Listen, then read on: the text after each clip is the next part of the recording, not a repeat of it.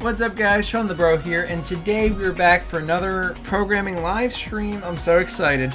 And sorry I didn't answer the last few messages. I was getting my water. I'm going to bring this down a little bit for you guys. That way, hopefully you can see me a little bit better. I did not zoom it in this time. I'm kind of leaving everything as is because, as some of you know, I've been doing everything through the computer now as opposed to sitting on the chairs. That way I can stream more easily, and I have more options available to me. But I saw Giannis is here, as David would say. I would say Eunice, but David would say Giannis. So I'll say Giannis for now, but I think it's Eunice. I think we all know Dave's wrong. And for those that don't know what I'm talking about, don't worry. Thank you so much for being here. It is so cool to see you. Thank you very much. And Everglades, thank you so much. Always the first one here. I appreciate that. I really, really do. Thank you so much. Let's see. Hello. Okay, yeah. So, Giannis. Nice. I still need to go back to my project, but I got sidetracked with props and redefine. I mean, you know, that's an equally important part is the thing. So there's different. I'm sorry. Let me angle this down a little bit. Like, I know, you know, my room. I think my room's pretty cool, but you don't need to see like 90% of that and 0% of me. It's kind of not the point of the camera. So is my audio okay? Yeah, it's okay. Okay, good. Sorry, I still have to check every time because the test is just not good. Let me go here. Is everything good? We have stream health looks good. All right, we should be good, I think. All right, guys. Well, then we'll just go ahead and get started right away. I have my Discord muted. I don't want to, like, you know, show off anyone if anyone doesn't want to be on it. But if anyone says anything in the Discord that they need, let me know, please. I will be using my phone for the chat as usual. What's that? Okay. Yeah, this is Discord, but it should be okay. All right, cool. So let's get started then. I'm just going to launch this so we can kind of figure out where we left off and get caught up. But yeah, today I want to do inventory. So what I actually want to do, I want to do like a shop. Because I always thought that was a fun mechanic. Like even Castlevania, specifically Symphony of the Night, that's my favorite Castlevania game. Even there's a shop. It's more hidden, you know, it's not just like you go up and you buy things everywhere. One particular spot in the library, but it is technically like a little shop. You can exchange things to get other items. So regardless, I kind of want to do something like that. But to do that, I need to have an inventory, or at least need to have the ability to equip and unequip other things. So I figured let's just go ahead and make a whole inventory system. We already sort of do it in the Action RPG series. I take the Action RPG tutorial a little bit slower because that one in particular, well, basically all the series that I do, I want people of all levels to be able to do it and understand what I do without being able to answer questions in real time. So now that I'm live streaming, I'll just go through and we'll kind of make it as robust and nice as we can. But, you know, it'll be probably actually a little bit more advanced than the Action RPG one. Let me... So, this is what I wanted to click on, sorry. There used to be a way you could tell if you were dropping frames on YouTube, but it seems to be gone, I guess. I don't know, because on Stream Health it just says excellent, which is good. But either way, alright, sorry guys. I just want to make sure the quality is good for you. I imagine it is, but I like to check. Sometimes my Wi-Fi will get a little wonky. Alright, so let's play and see where we left off.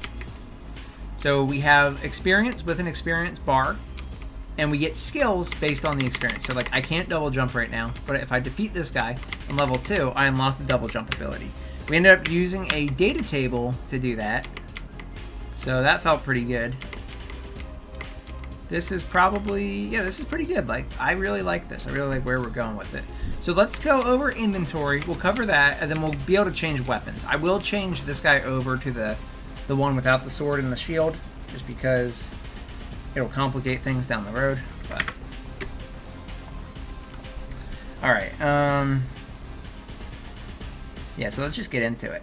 What I'm gonna do for inventory is basically I'll make it simple, but again, I'm gonna try and make it as advanced as possible for one episode. If we need more than one episode, we can do that, but we don't need too much functionality for what we're trying to do. I basically want to have items that we can use and items we can equip. So we can use items like consumables, or, you know, maybe you need this for a puzzle or something, and then you have items that you can equip, so weapons, maybe different armor, outfits. And that's basically all I feel like is necessary for a game of this type. Honestly, it's probably even more than we really need. So I want to make a widget. That way I can display it to the screen. And the user can actually go through and select the thing they want. And I want to make the container that has the, either, whether it be an array or a list, that has basically all the information we need for our inventory. So it's going to be a container of like inventory items, or just, we can call them just like default items or base items is usually what I call them. We can add like is equipable or is instant use. You know, like we can add an enum in there if we want to define if it's like helmet or health potion or, you know, something like that. So we have a lot of options. We're going to do that in code. I'm actually probably going to do that as a child of this base pickup.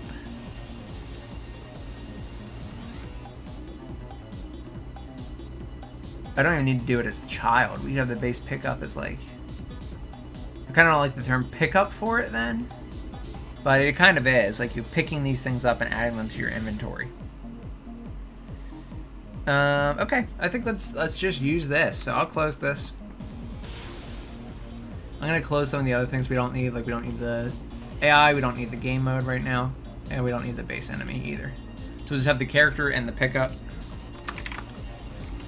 Just like that. So yeah, I have coin, star, key item. So pickup, see these are pickups though, like things that we want to pick up and not add to our inventory. So it should almost be a different class.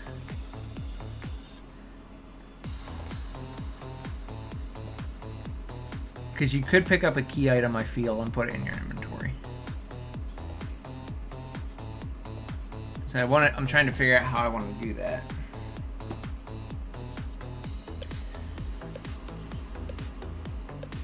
I guess it's okay to do this, but this enum would have to change. It would either have to be completely robust the whole way, and it has basically, robust really isn't the best word there, but basically it has everything. It has to be very specific about every item type, or we could keep it high level, like key item, like we have here, and we could have like inventory item, and then only do logic on the inventory items like that. We could do that. I think let's do that. It's not. It feels like it kind of invalidates a little bit of the base pickup class, but to be honest, I think it's the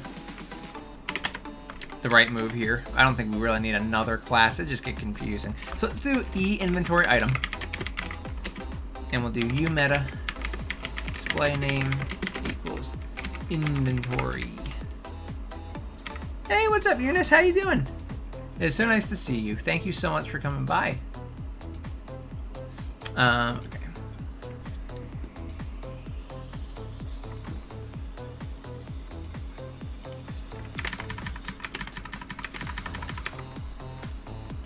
There we go. Yeah, that's probably good. And then what we can do is basically assign things of type inventory item. You know, it'll have to be obviously determined for each object. There's no way for us to know ahead of time. Like, you know, if we're making like 30 different objects, well, there's no way to know unless we tag it or give it this enum, which is basically the same thing. So we're going to do that here, and we'll just set that for each object. I'm doing great. Hope you're having a great day. Thank you so much for coming by. Yeah, I'm having a nice day. Having a great day. Going into the weekend here. I'm streaming some programming. I'm very excited you're here. It's very nice to see you.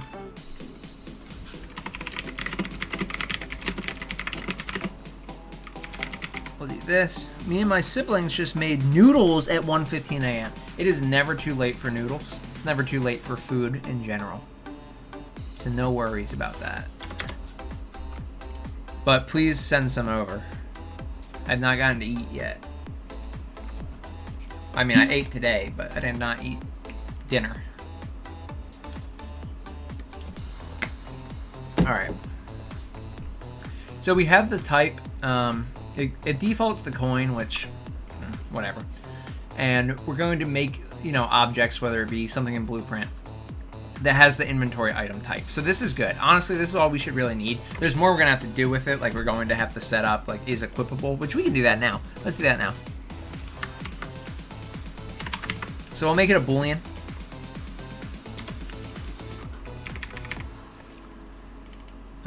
Or we could do like inventory, like equip.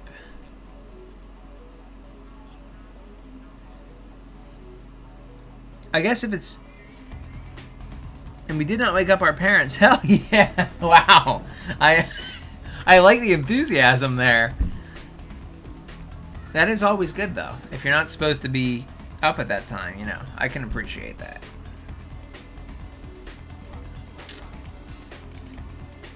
What is blueprint? So that's a good question. So blueprint is, I know we actually talked about coding a little bit.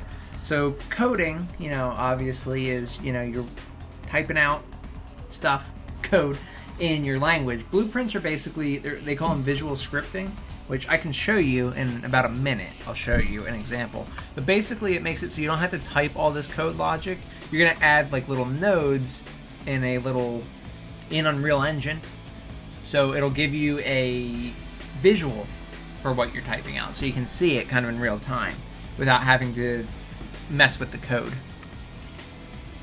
So, I don't really like, I'm trying to think. I mean, we could do is equipable.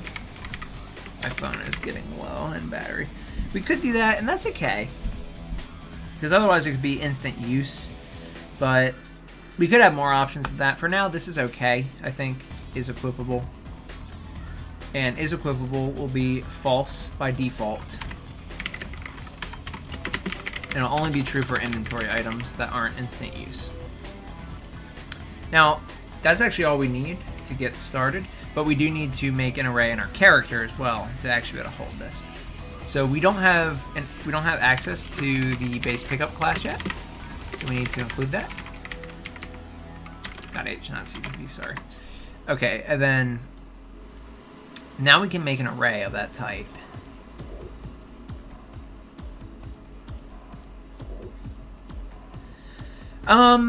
So I'll show you, and it should make more sense. I'll load it up here after I make this array. It's not that the code's, I mean, there are, yes, a lot of the code is already written. It does it for you. But you have to do a lot of the logic on your own. Like, you still have to piece it together. The real benefit is that it's easier to visualize and see what's going on for a lot of people, especially newcomers. But even being someone who codes all the time, it is just so convenient to be able to see it, you know. So we'll make a T array again. Make a T array of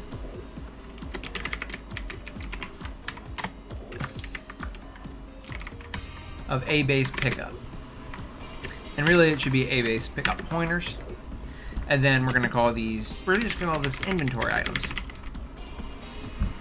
Again, the inventory doesn't have to be super complicated here. So basically we can just have a container of this class type, and we can just pull from it to see which ones we have. And then they can have the data on them that has all the data we need.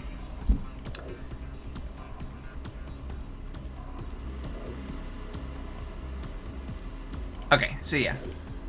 I'm still a little bit like, I almost want a different class, but it's okay. So T array of base pickup, and that's it. We don't have to do anything with it right now. So let's load it. I'll show you some blueprints. That way you can learn a bit.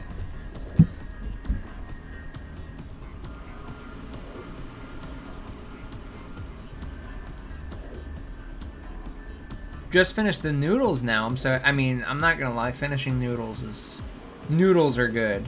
And yes, we should not be awake at this time.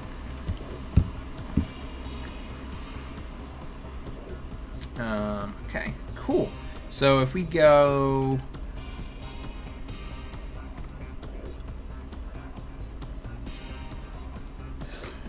sorry, a good one to show, I guess, would be the character BP, which would be our paladin character.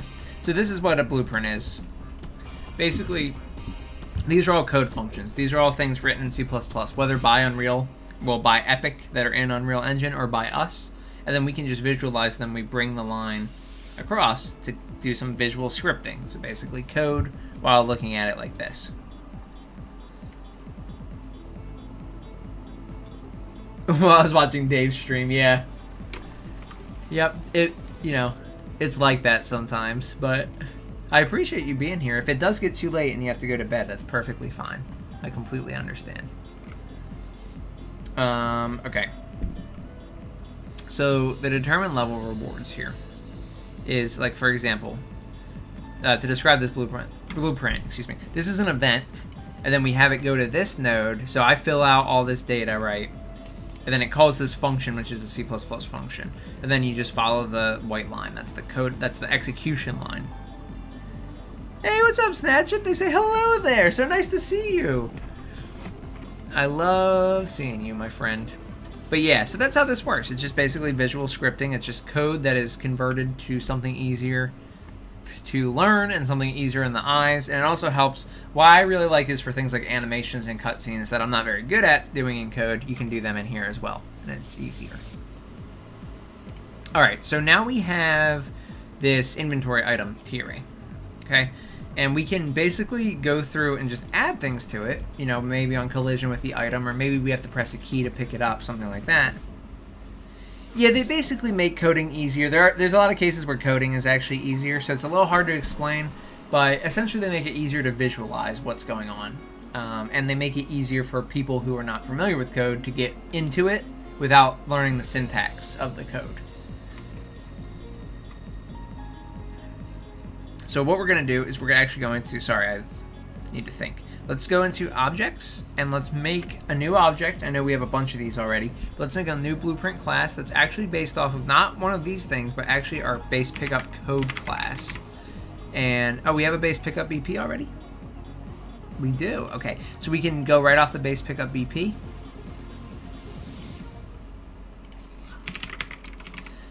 Marcus says, quick question. What is up, my friend? What is your question? All right, so I can name this whatever I want. We will call this, I know it's weird to do base pickup and like base inventory. So we don't really have to do a base inventory item. As long as we can set everything in it like without issue. So we need to be able to set if it's equipable or not. We need to be able to set its type. Now, I'm gonna make a base inventory off the base pickup because of the fact that if I do this, I can make an event in here that all the inventory items can use, and only the inventory items. Now I'm gonna get rid of this like garbage. Can we put something else?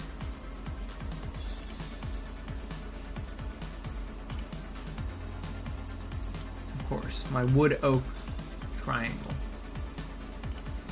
I need more. Like I could make it a rock, but I don't know. I don't know.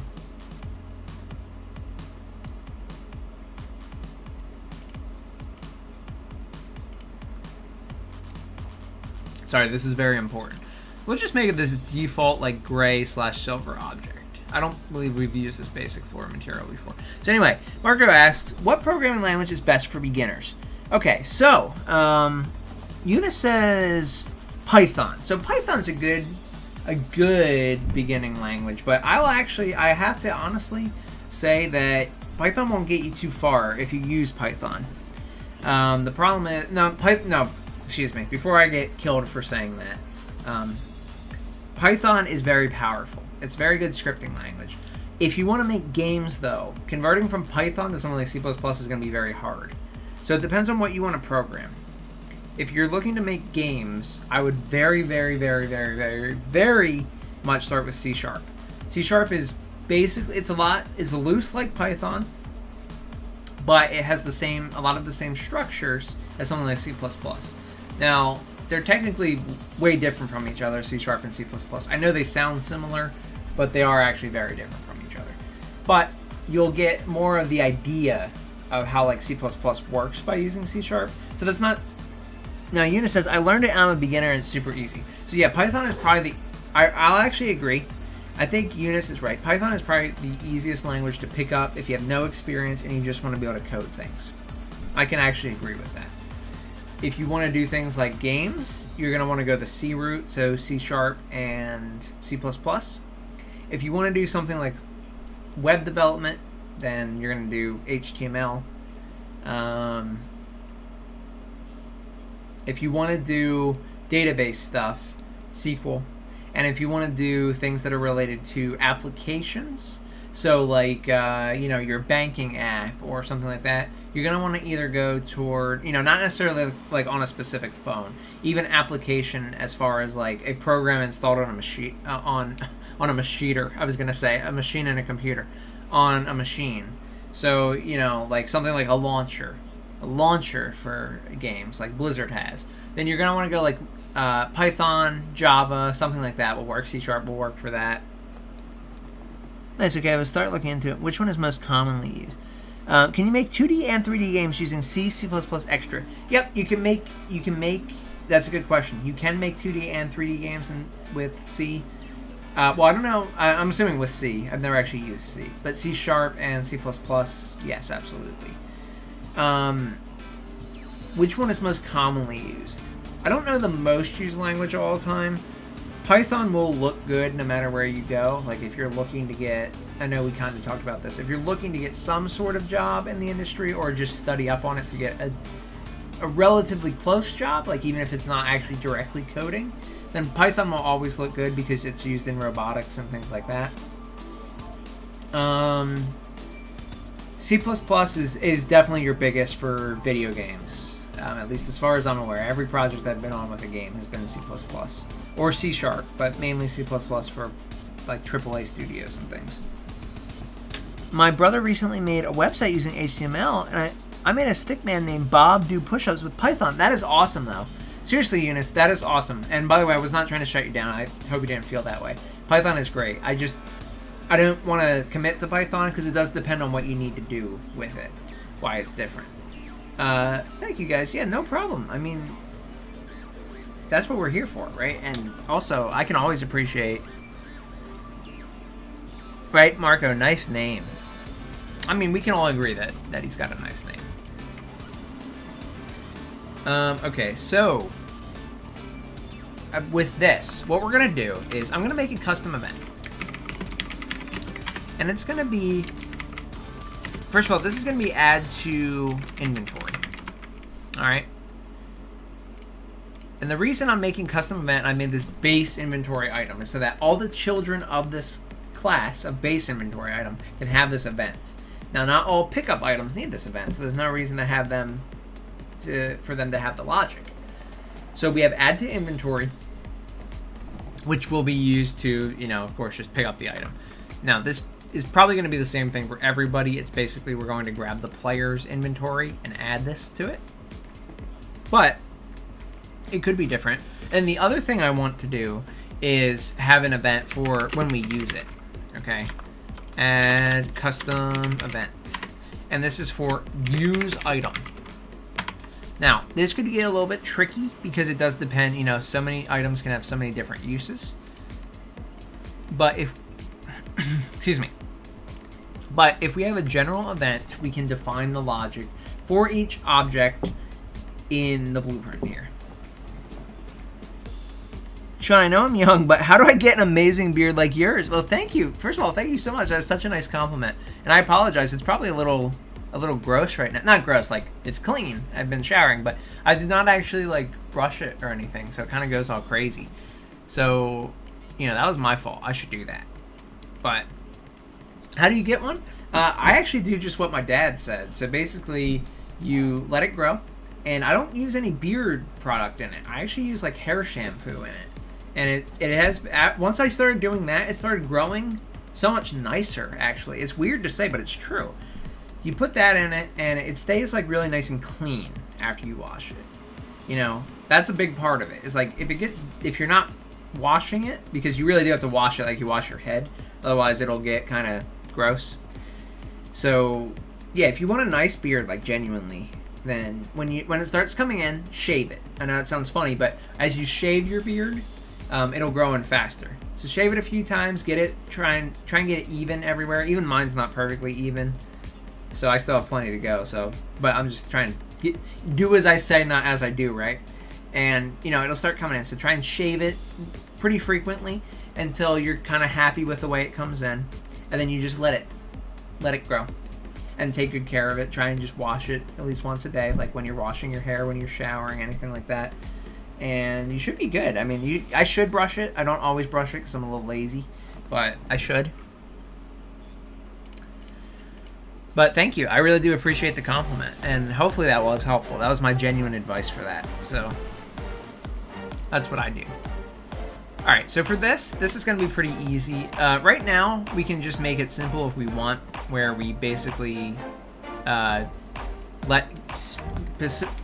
specifically pick like player 1 and add it to their inventory. But I'm not really happy with that. I think what we should do is have a range. Okay, so this is our object. We can have like a sphere collider.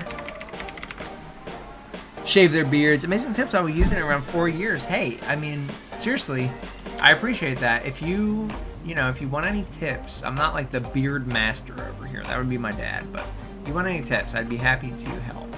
So this is basically, we're going to add a sphere collision, which is going to be basically the collider that the player can interact with the object. So we don't want to necessarily have to have the player touching the object. I'm giving it like a little bit of distance, so you can be, a few inches off, a few pixels off, and you'll still get this pop-up. So let's do like a collision box, let's call it. Even though it's a sphere, but you get what I'm saying. But I don't want it to be part of the static mesh. I actually just want it to be its own thing. And we're gonna make it bigger.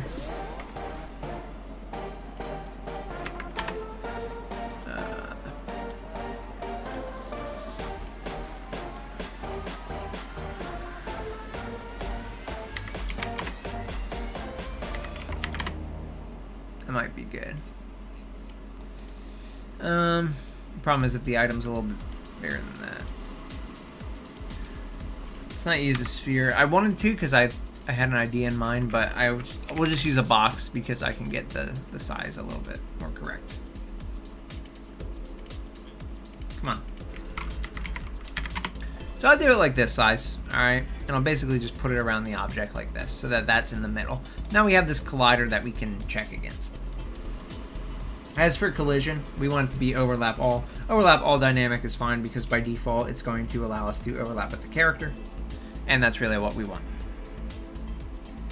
David told me you had the best beard and he wasn't wrong. Oh, that is so nice. Did he really say that? He's a nice guy. I'm glad you like it. For real, thank you. Thank you. It is so kind. Lurking on you, buddy. No problem, man. Thank you so much for coming by. It is great to see you. Alright, so this is good, I think, actually. I don't think we need to do really anything else with that. What I want to do is now, when we collide with this, we want to pop up a widget. That way, our character knows what we're colliding with and if we want to pick it up or not. Now, we can automatically pick it up when we walk into it as well. So if you want to do that, you don't have to make the pop-up here. But I'm going to cast from the other actor and see if they are a paladin character. Basically, the character that we are controlling. If it is, then we can pop up the widget. Create widget. But we don't have a widget yet, so we're gonna have to make that.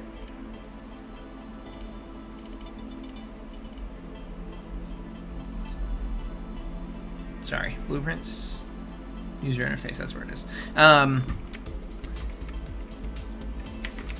Pick up item widget.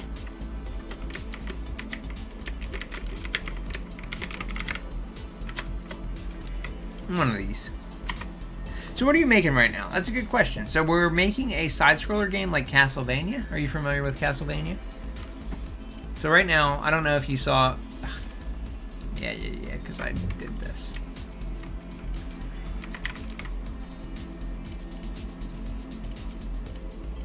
Alright, I don't know if you saw this, but this is what our game looks like at the moment. So we can slay these little zombie guys, and we can open doors with the pressure plates. These doors need keys. I need to pick up the keys to be able to surpass them. Once we level up, we get new abilities. You can see my status on the left side there. So I'm level 2. Now I have unlocked a double jump. And we have 3 hits. And these guys aren't very smart. They just kind of walk. But if they hit me, then I get knocked back. I lose a heart. And then they will try and swing as well. And if they hit me, then I die. And that's where we're at right now. Right now we're making an inventory system for this, so that way we can hold multiple items. It looks great. Thank you so much. That is so kind. I hope you enjoy it. With the inventory system, I'm hoping it'll look even a lot better.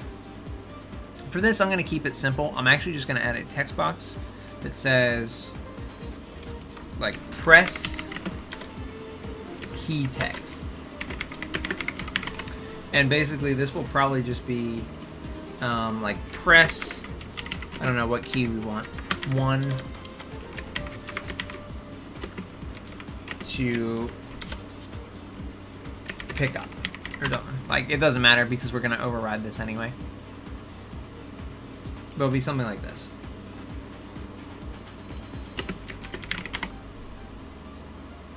And I'm going to want to align this probably in the center. I'm going to make it the whole size. Whoops, that's not what I wanted.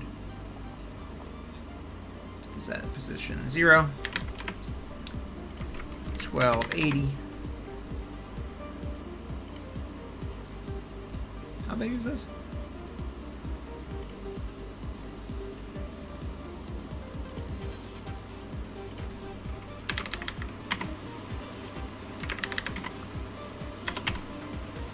That's weird. Oh, 1920. Yeah, this is the resolution. My bad. Okay.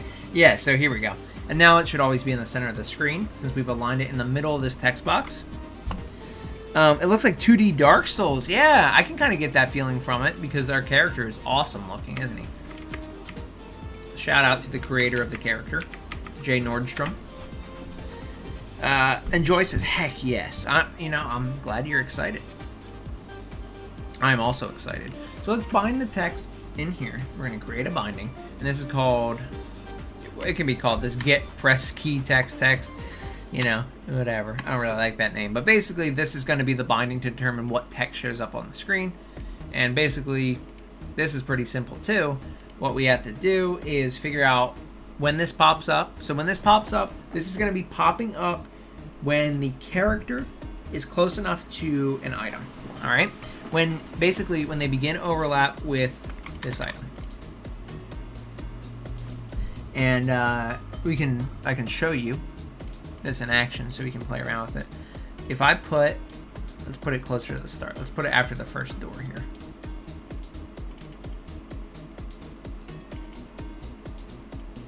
Base inventory item. Move it above the ground. He's quite small. Probably should not be that small. Let's see. Is it ridiculously small? Pretty ridiculously small.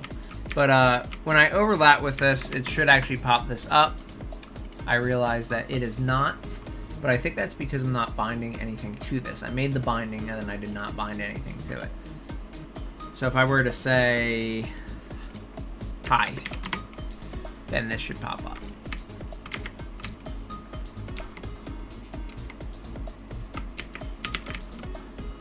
No, you don't want to pop up for me. Is it because I'm creating you on the begin overlap and it's not triggering the overlap? I think that's what it is.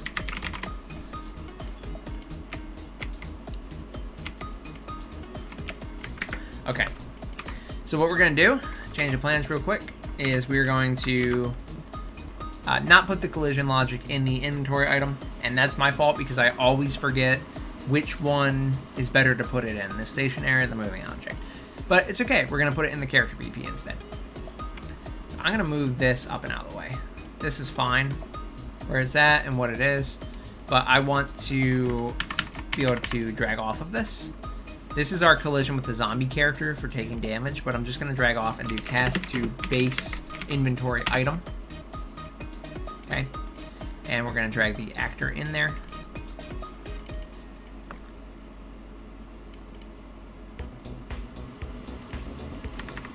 Something like that is fine. It's a little ugly, but it's really ugly. Here we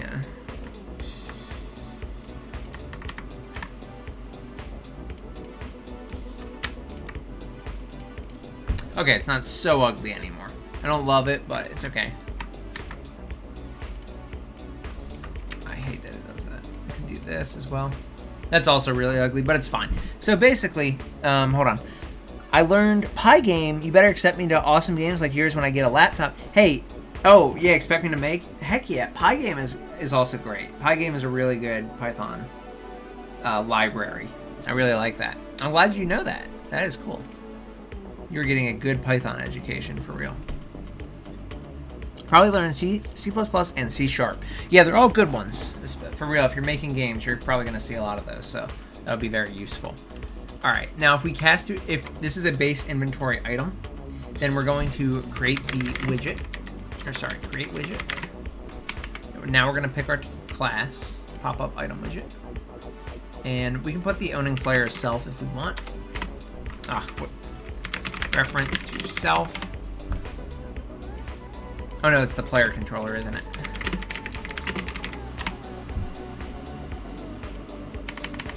This is okay for now since we're not in multiplayer. If we're in multiplayer, we need to grab the ID from the proper player. Alright, so now if we do this, I believe this should work. What does it not like here? Base inventory item. Overlap all. Generate overlap events. Is it that, or is it because of the... Oh, hold on. I know what it is. I know what it's going to be. I realized I did not ever change this. The static mesh is going to be overlap all, but what about the default? Really? Wait, never mind. Maybe it's not what I thought it was.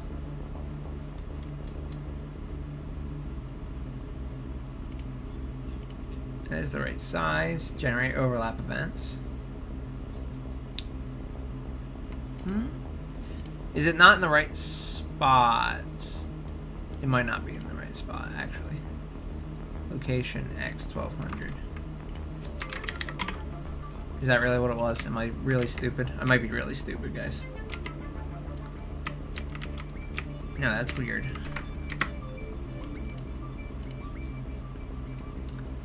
What did I do that was silly? I bound it to text, and the text is its return value high. Should be here.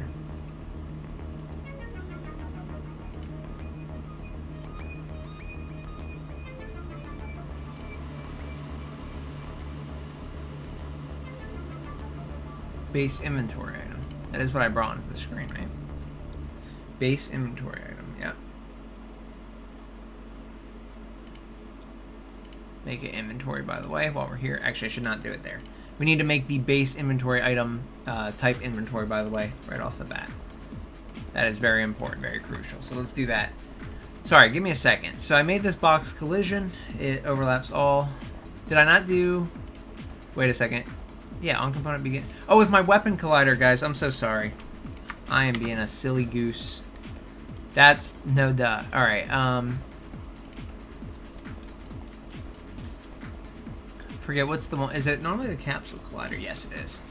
Okay. Sorry about that, guys. I think this one will work. I may need to adjust it again now that I've found out my mistake and just put it back in the... I know we just took it out of the other blueprint, but I might need to put it in there because of the collision presets on our character. I don't think this will work the way that I intend without doing that. Yeah, so I removed it because I removed it because I was thinking that I was like, why isn't it working here? And then I realized I was being a fool. Well, on better news, we can just do that. Do this again, and then I can bring this back over. All right, sorry guys for that lapse there. That ate up a few minutes, but it's okay. Some people think coding is boring. Like, bro, this is interesting, right? I mean, I honestly agree. Of course I do, right? But it's true. I really feel the exact same, my friend. All right, now that I fixed the collision on that, I think we should be able to get it to pop up on here. I apologize. So now, we can do either the static mesh or the box. I want the box to be the thing that does it, if possible. But if it doesn't for whatever reason, then we can just do on component hit and then ignore the pass-through. Worst case scenario. But I really would prefer not to have to do that. And I really just want to cast to the paladin character. Like, that would be so much nicer.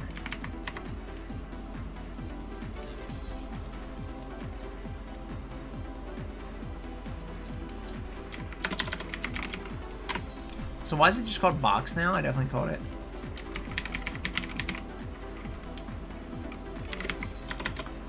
collision area, I guess, because I called it collision box, which it already was. Okay.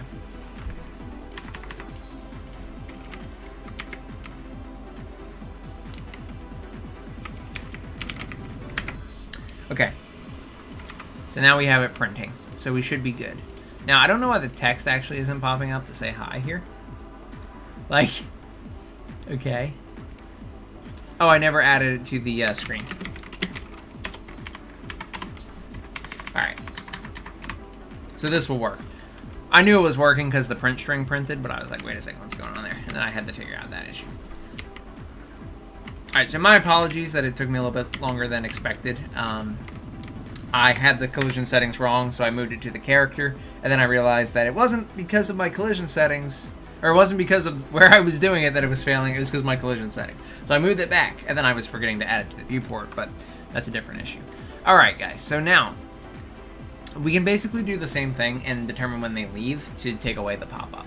And the best way to do this is to save a reference out of this widget.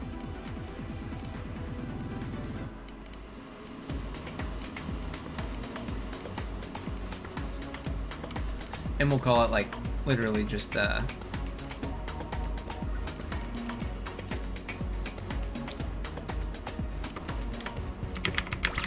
widget. Or we'll say current, let's say current pop-up widget. Let's be specific here, just in case. Alright, so now what we can do is on component end overlap, basically when we no longer colliding. We can do the same logic. We can make sure that it is the paladin that left the overlap. And if it is, we don't need to create this widget anymore. But what we do need to do is get the current pop-up widget and see if it's valid or not. We can convert it to a validated get to do this. It will become invalid if we destroy it. Or if we remove it from parent. So what I can do is if it's not valid, we want to add one to the, we need to create one and add one. Or excuse me, sorry, don't need to create one and add one. We need to, if it is valid, we need to remove it. If it's not valid, we don't need to do anything. We can just leave it alone. So, I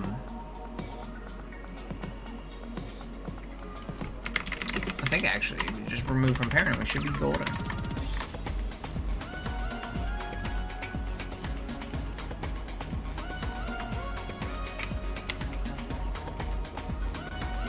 So high, and then gone. High, gone, high, gone. Perfect. Now maybe I make the box a little bit bigger, I make the item a little bit bigger, because it's not very forgiving here. By the way, is that a Castle Crashers poster in the back? You are absolutely correct, my friend. Amazing call. So I don't exactly know what you can see of it. So yes, it is a hope photo, or a hope poster of Castle Crashers.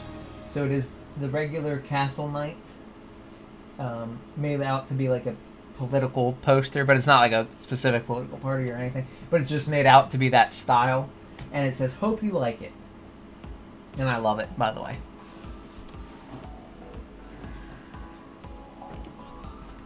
Alright, what are you doing by connecting these things together? So these are all executing code functions when I connect these things together. So this is basically like I'm coding. But the reason I do these in Blueprint is because I can do things like collision right in the Blueprint, which collision is an annoying thing to do in code. I hate doing it in code. Some people like it, I don't. Alright, there's one more thing I want to do. I want to actually increase the entire scale of this. And of course with this, I'm going to increase this. Now this is probably too big, to be completely honest, but it will have to do for now.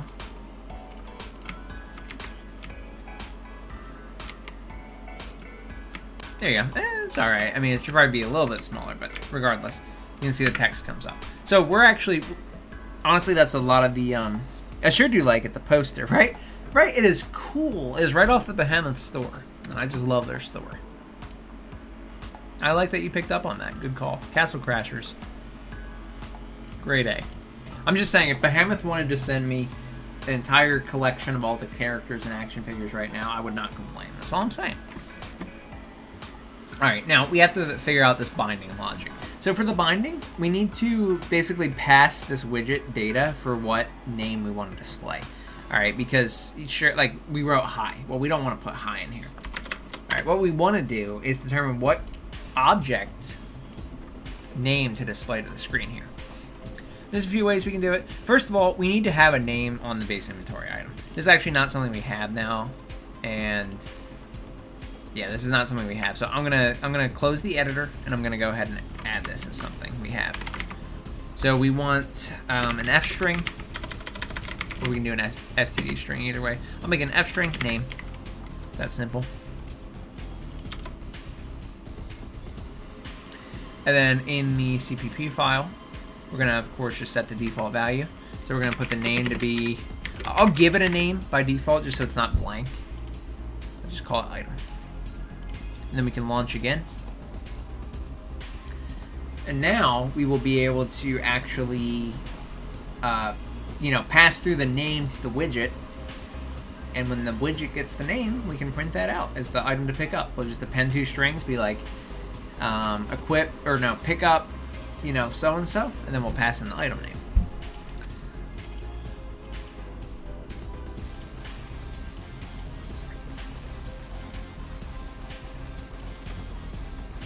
Okay, I got my character, I got my pop-up item widget, and I'm gonna need my base inventory item.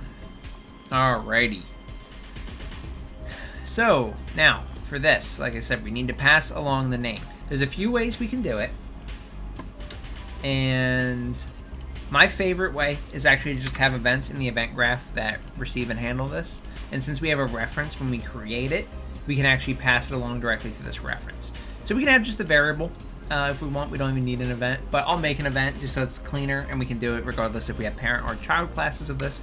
So we'll have an add custom event or a function. Function works just as well. In fact, I will actually do a function just because I think it's a little bit cleaner with passing along the variables. So we'll call it set name to display. All right, and this is going to take in an F string. It's going to be called name. And then we're going to need a variable. Technically, we don't have to, but I prefer to have one. So we'll have a string called item name. Sorry, I like to capitalize in blueprints. Item name, and then make that a string. And we're going to set item name equal to the name that comes into set name to display. It's pretty simple. That's actually all we need to do. And then we need to call this function at the appropriate time. So in the base inventory item. Remember, this is getting called from the inventory item. So we can actually just drag off of this and call the function that we just made, set name to display. And we can pass in the name of the object as the name we want to use here. And then I don't really want to make this confusing, so I'm just going to bring this down here. Whoops. It's fine. Just let me double tap. Thank you. Something like that. And now we're setting the name before we add it to the viewport. So this should not ever be visible if the name is not changed yet, although we could even do a special thing to adjust that. Running around the basement. Hold on. What is Excel considered? Like Excel, Microsoft Excel? So that is considered like a data entry program. I think would be the official name, because you can have like data entry jobs use Excel and things like that.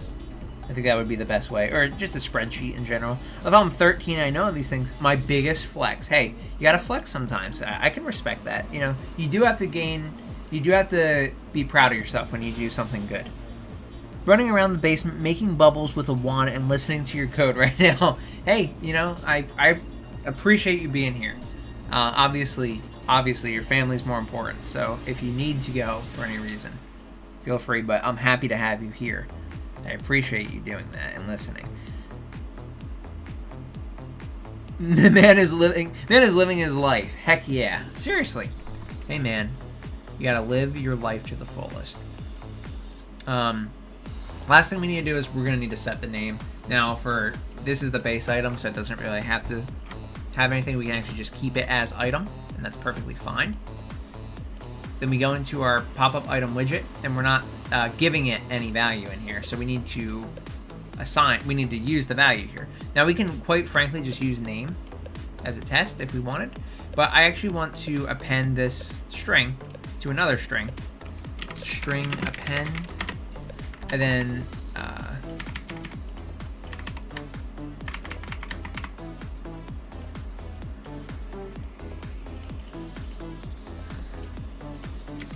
press, I don't know, we can just do press equip, like the equip key.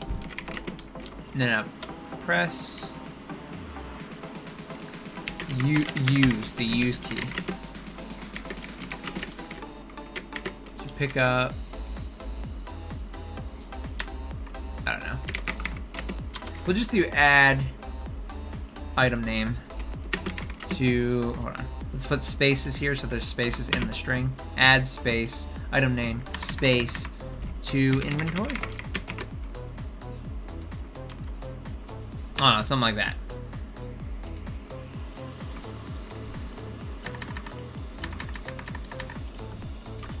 Doesn't really matter what the message is, but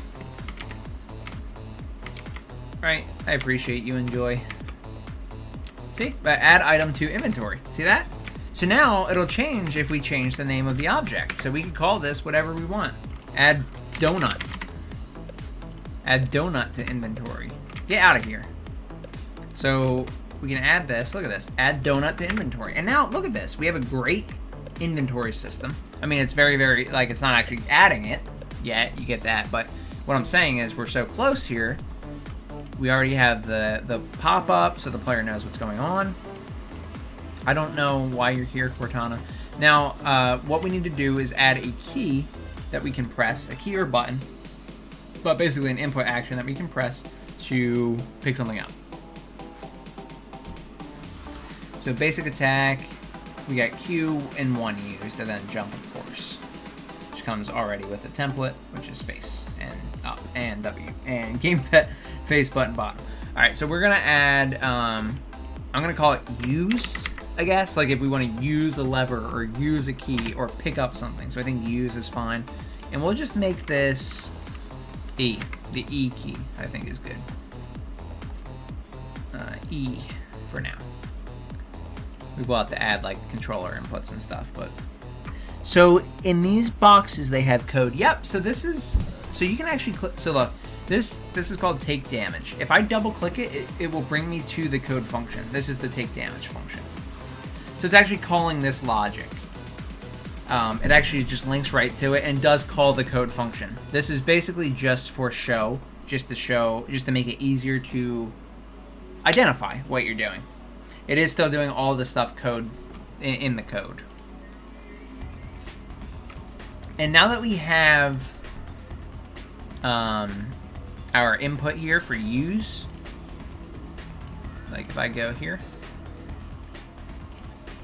we can do a check to see if we're overlapping anything and then do the appropriate logic. So, you know, normally you'd add this to code and do the function in there. Since we're doing the overlap in here, we also, we don't really need to worry about that. We could. I don't know if it really matters. It is kind of weird to not have a code function related to it when you have it for everything else, but isn't it just a function? Yeah, that's cool. Yeah, isn't that cool? It really is cool. Like, it's really enjoyable to use. I agree. I like it a lot. So I'm trying to think about the best way to do this. I could either do it in code, or then I do have to do the overlap logic again, which is kind of defeating the point. But we could actually...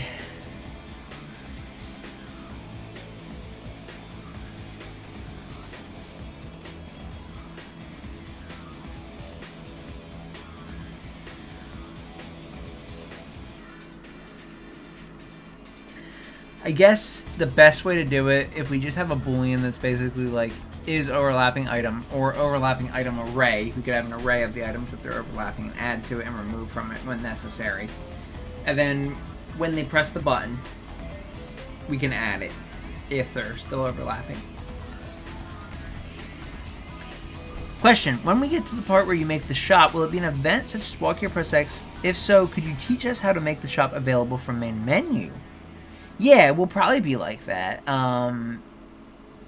Yeah, it'll definitely be like that. Like, walk toward like the thing we identify as the shop, and then press a key to enter it. Could you also teach us how to make the shop available from main menu? Yeah, we can absolutely do that. So that'll be next episode when we do the shop, and I can work that in. We will need to make the main menu first, of course, but more importantly, we will need to save the data, or some way have a reference of the data even in the main menu. So yes, we can do it. But if you want to do it with like, oh, these are the coins that the character has in the game, and now you're using in the main menu, we will need to save that data out, which we can absolutely do. There's no problem with that.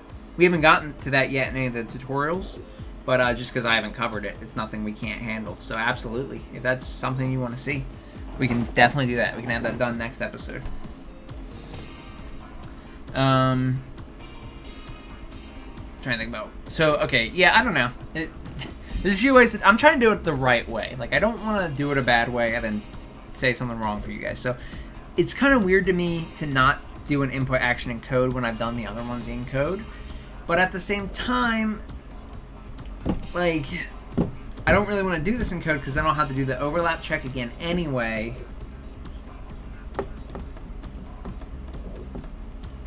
Okay, hold on. Here's what we can do for real. I can do it in code. I can have a variable or the array, like I said, that has the overlapping items, and we can define the logic based on the item type. That's what we're going to do. Okay, so let's... yes, we are good to close this for now. Let's go into our Twitch game character. Do you stream every Friday? Yep, so I stream Monday and Wednesday on Twitch, and then every Friday I stream another part of this programming series. Same time every Friday. I love having you here if you want to come. I mean, obviously don't feel obligated, but I love having you. So, sweet, because I want to have the main menu version as well, since it seems like it'd be a nice quality of life feature. Yeah. Absolutely, we can do that. All we have to do is save out the data that is relevant to the shop. So maybe our currency, maybe if we have other items, like, oh, like in Dark Souls, to upgrade this, you need like souls and this stone, whatever. We'll just do one for the point of the tutorial, but you would need to save out everything that you need, and then be able to load that file when you enter the shop from the main menu. And then we'll be able to do it. So absolutely, my friend, we can 100% do that. You could also do it with just level streaming if you wanted, but the problem with that is you would need to load the data still regardless if you went directly into the main menu and into the shop.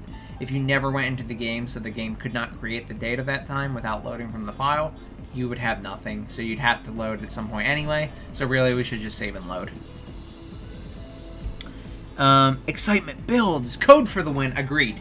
Code is for the win. I 100% agree. And I'm going to keep it family friendly. Not, you're allowed to say that, Eunice, so don't get upset. But I'm going to keep it family friendly so that YouTube does not demonetize videos, because it will actually pick up on a single word. So Eunice says, heck yes, I'll be there. Hey, seriously, I love having you. So if you're having fun, I really appreciate you coming by, but no worries if you can't make it. All right, let's do it, guys. So we need to add let's add an array of overlapping objects. Let me see. Let's do it. These are our inventory items. We can actually, what's funny is we could have another array. I don't like that. I don't like having two arrays of the same object.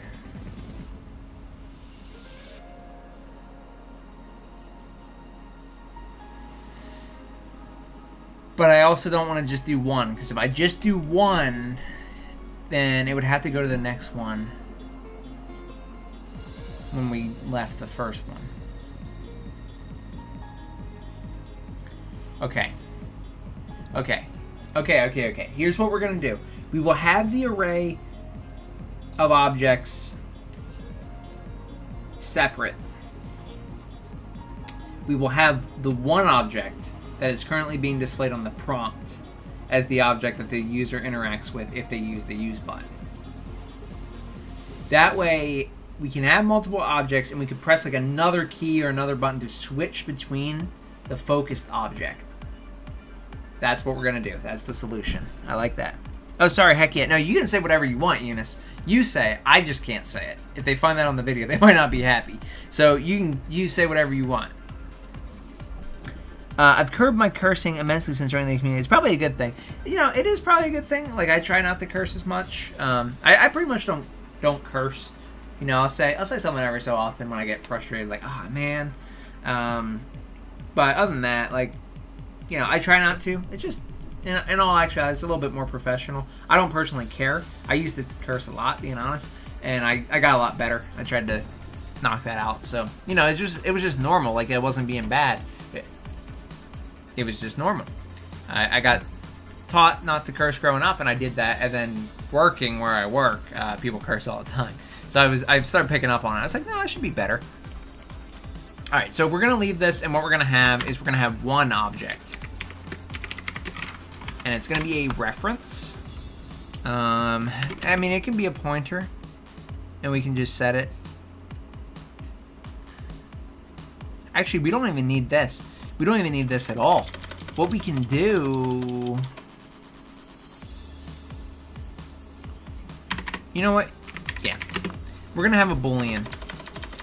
Guys, watch this. This is going to be awesome. Okay? This is going to change lives. Not really, but I think this is the best way to handle it. We're going to have a Boolean. Or it's going to be called is overlapping. Now, this is what I did in the Action RPG tutorial series. But... we're going to do something a little bit different here.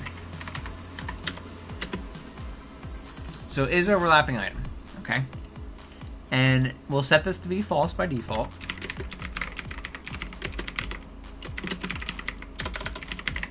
And then we will set up the use action.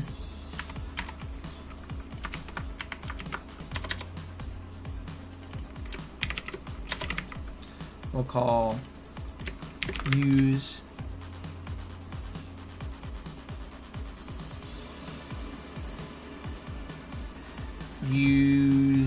object. Like, I don't want to say use item because I don't want it to just refer to inventory items. Like, we should be able to press this button on like a switch or a lever and activate it. I want it to all be one. Unless you guys think that's a bad idea, but I think most games kind of do it that sort of style. So we'll call use object. That way it's pretty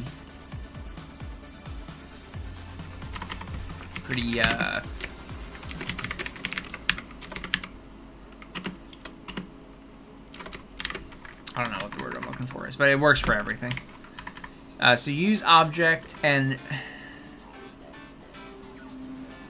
trying to think, we could pass it in, but I think I'm just gonna check.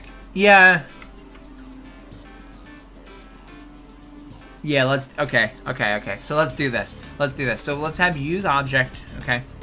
And use object won't have anything passed into it. This is basically just an attempt at using an object as opposed to actually using it. So I might change the name here in a second.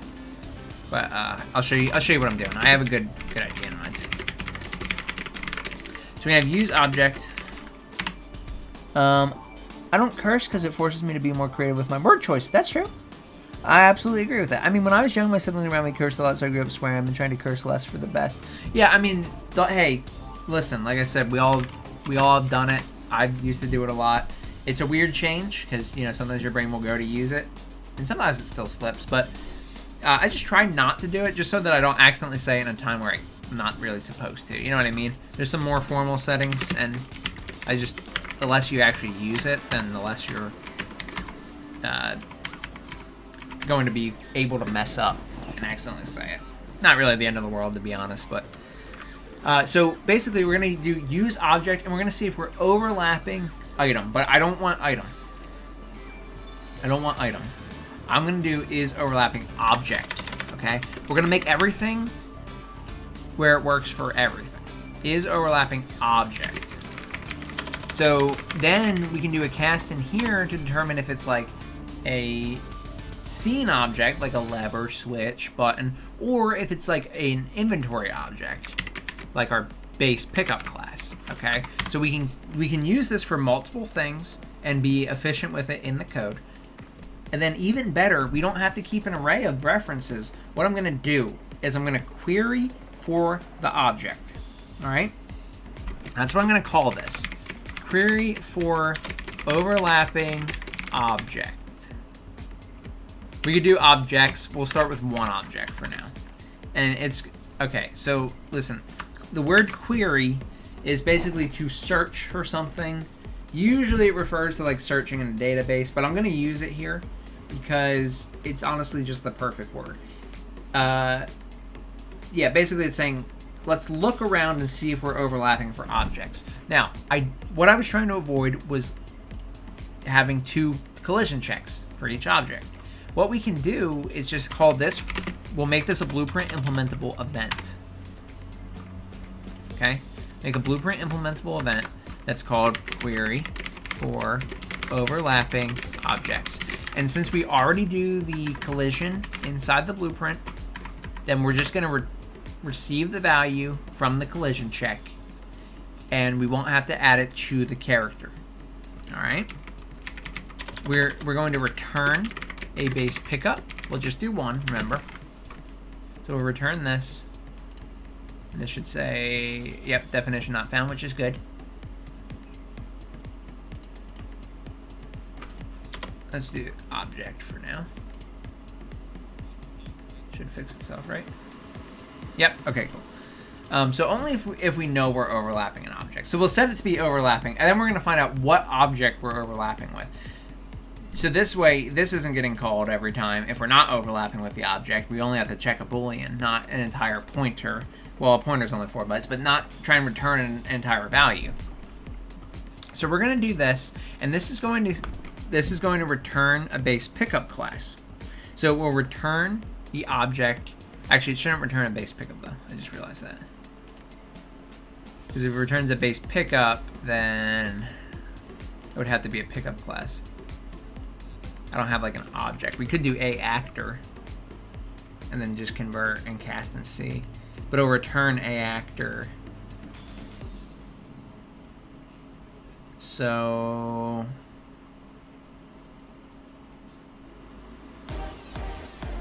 oh, excuse me. We're okay. Yeah,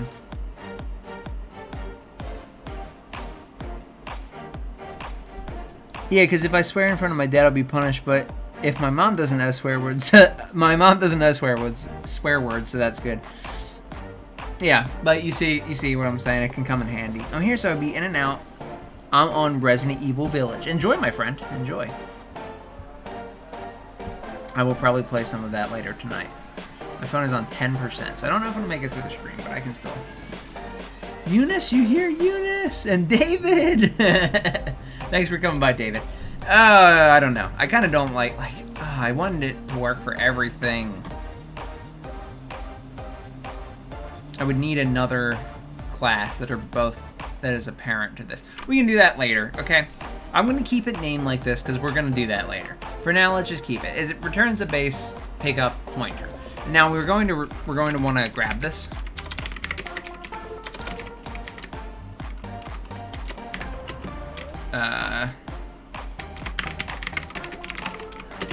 Okay, and then what we can do is actually just execute the logic on the overlap object. Like we can do, all we're doing here, we're using the object. If we're using the object on a base pickup, we just want to equip the item. We're going to use the item in the inventory or maybe in a hotbar or something like that. But right now, all we're going to do is add it to the array. So we can grab this pointer object and add it, or you can actually, what you could even do, if you're being really fancy, if you're feeling really fancy with your code, you can daisy chain this and just make this work right here. So I think I called it inventory items. And I can do inventory items dot add.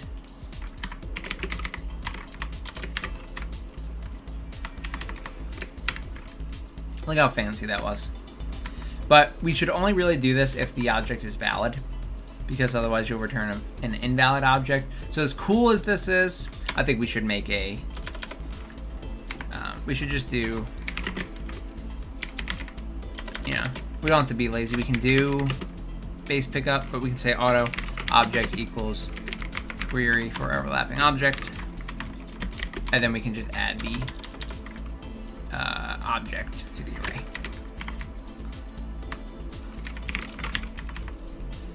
There we go. Yes, sir. I like coding. Heck yeah. How you doing?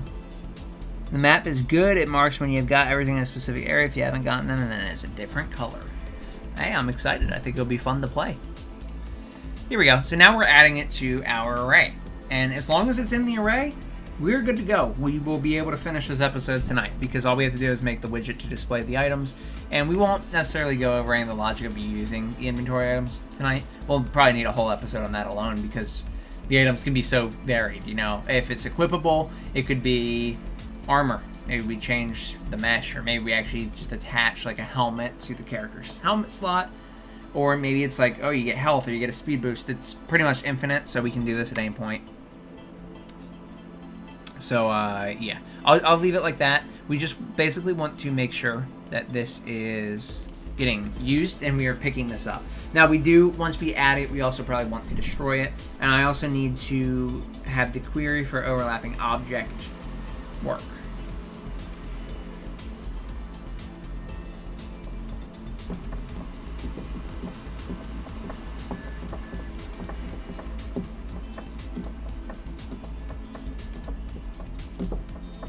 So I'm even thinking I might even be able to skip this function too. We might be able to get really advanced. Let me look at the way. Have a great day, David. You too, Giannis. If you want me to make some items for that would be excellent. That would actually be awesome. So I am genuinely, and I mean genuinely, sorry that I have not put your characters in the fighting game. I apologize. Like, I know you're not asking for that, but I am sorry. If you want to make items, I will absolutely 100% put them in. Now, that would be incredible if you want to do that. But no pressure. If you don't want to do that, trust me, it's a lot of work. Like, I understand that it's work, so don't feel bad. But I will absolutely give you credit, and I will absolutely use them too. So if you want to do that, by all means, that would be awesome. Okay, let me go into the base. What am I doing? What am I doing? Objects, base inventory item. Okay, so guys, I realize I'm stupid. I am so stupid because I don't even need to do this. Why am I doing this? You see this, guys? Why am I doing this? I can do it right from the... I don't even need this function. I don't even need it. I just did extra work. I apologize. But sometimes that's how coding is. So see, I'm not embarrassed about that because sometimes you have this method in your head and you're like, I'm going to do it this way. And you realize, wait, why am I doing it that way? What sense does that make? No. Get rid of all this garbage logic we don't want. We don't need that. Okay. Alright, hold on. Okay, I need to go to the bathroom in a sec. Go for it. No sweat. I've changed my style 3 times since then, but just let me know which items you want. So just helmet. Okay. I don't mind. Whatever you want to make, I will use. So in the game, like assuming we make this a full game, which I do intend to, especially if I can get assets, then that changes everything. You can do whatever you want. I would like to be able to have helmet, chest plate, maybe gauntlets and boots, or leggings, gauntlets and leggings or something. But just basically, we can have armor because I will attach it to the player. The problem is the mesh I have is just a Mixamo mesh, so I won't be able to change things out very easily. It'll be me putting them on top, which is perfectly fine. It won't be too visible in the night, so you don't have to go too crazy on those. And same with the weapons. So I need to change the mesh over and remove the weapons from this one. There's one without the weapon. So I'm going to do that, and I'll probably do that off stream since I've already shown how to import the model. I won't even have to change the animation blueprint.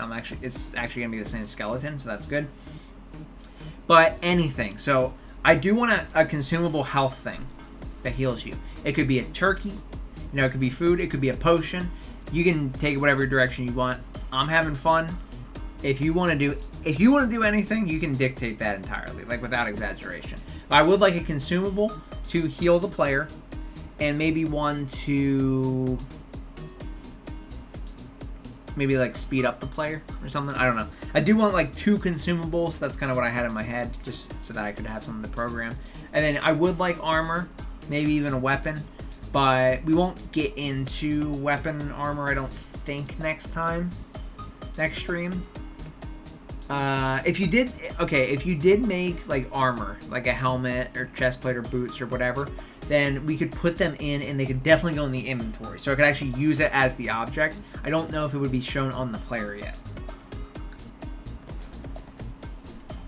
I'm back. Hey Eunice, can we all have the assets Everglades?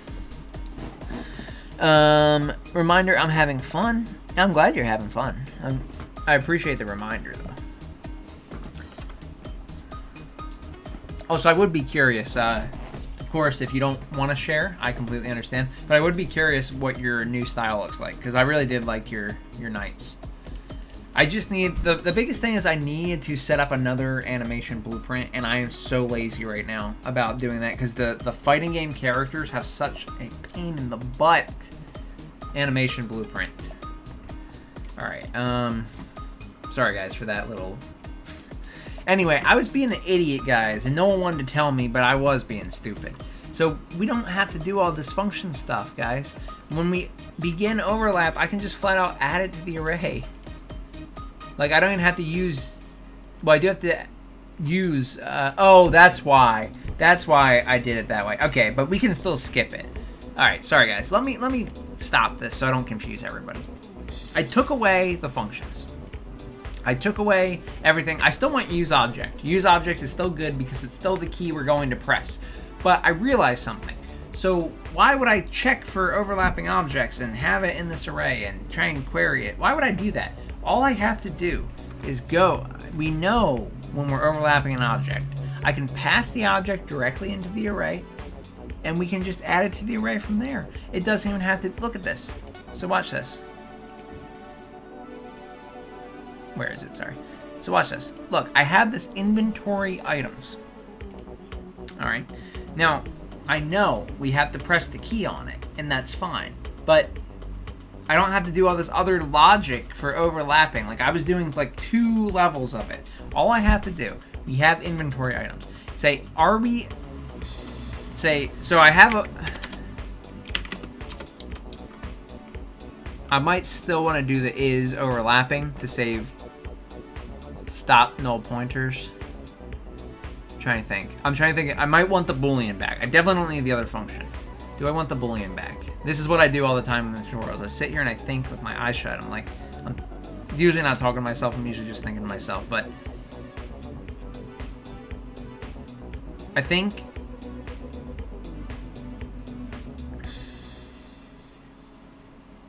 what we can do is this. So I almost want to say... I almost want to keep this as inventory items, add it when we press use, and only pop up the widget from the blueprint and not really care about that logic in the code.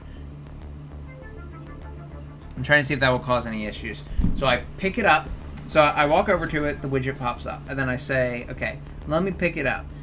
If I have an object that I'm overlapping with, then I just add it to the array. But I don't need to be able to add it to the array from the code or from the blueprint. I can do either as long as it gets there. So I already have the reference in blueprint. I don't need the function to return the value to the code. What I should do is just have the use object and call the blueprint implementable event that does that. But I don't want one that's like query. Oh god, it's tough because the problem is if I do that, then I'm just getting too technical here. I'm just getting too technical because I'm trying to get it like the perfect way where I only have to do things once and make it clean.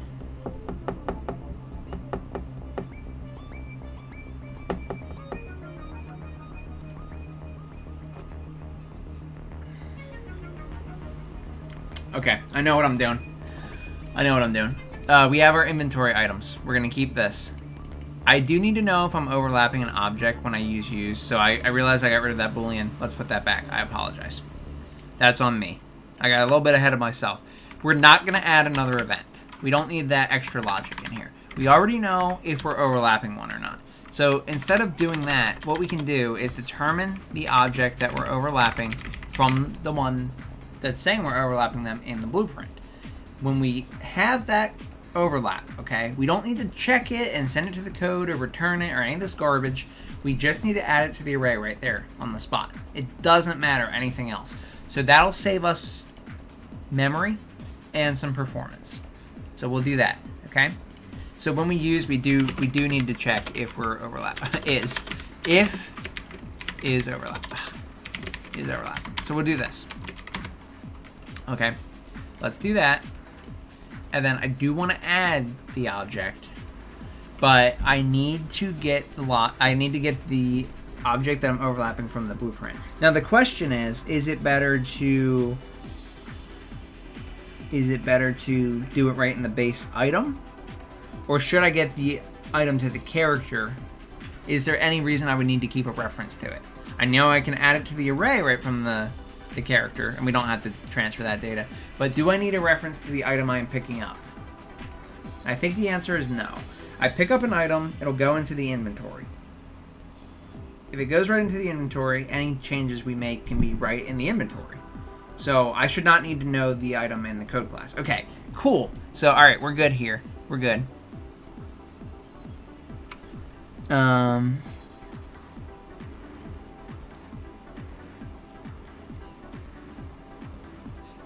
Sorry guys, I'm a little bit far behind. Maybe I'll eventually get around to making assets for the community. You should. You could charge for it too, for real.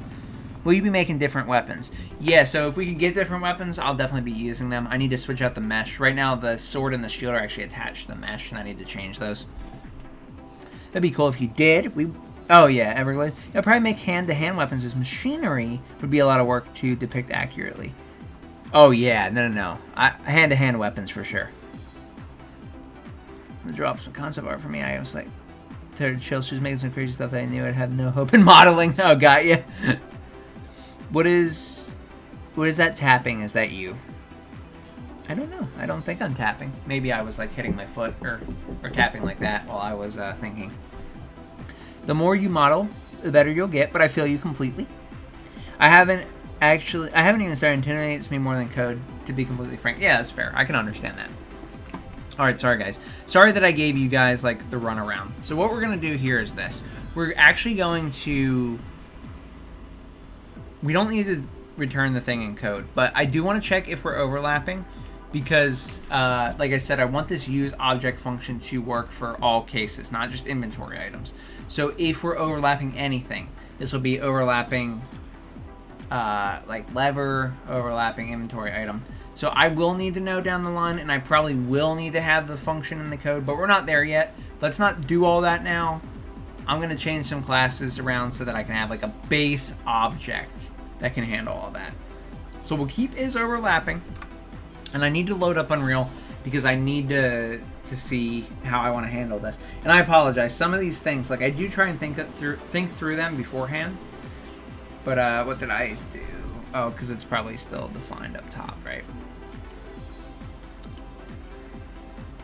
Oh yeah, I actually should probably call it is overlapping object though, because is overlapping is a little ambiguous. But yeah, I kind of also like to show you guys my thought process, so I don't really mind if it takes me a little bit of time to think through something. I just want to think through it correctly for you. I don't want to think through incorrectly and then make a bad decision that we have to fix later, if I can think beforehand. Alright, guys. So let's do it this way. We have our base inventory item. Now, when we begin overlap, what we can do is this. We can set...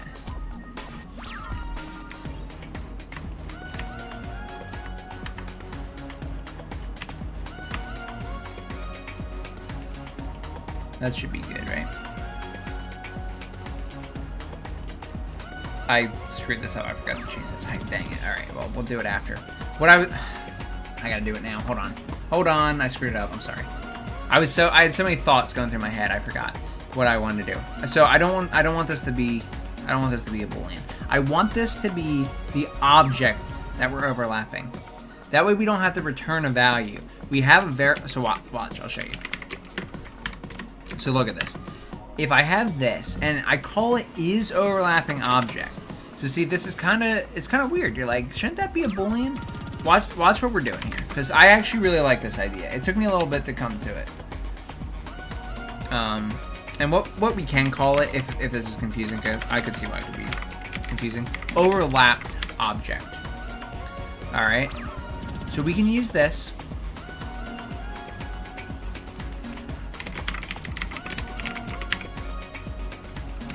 So watch this, guys. I promise I have a plan. I'm not just changing this around. I just wanted to make it fit everything. So overlapped object. Okay, so look at this.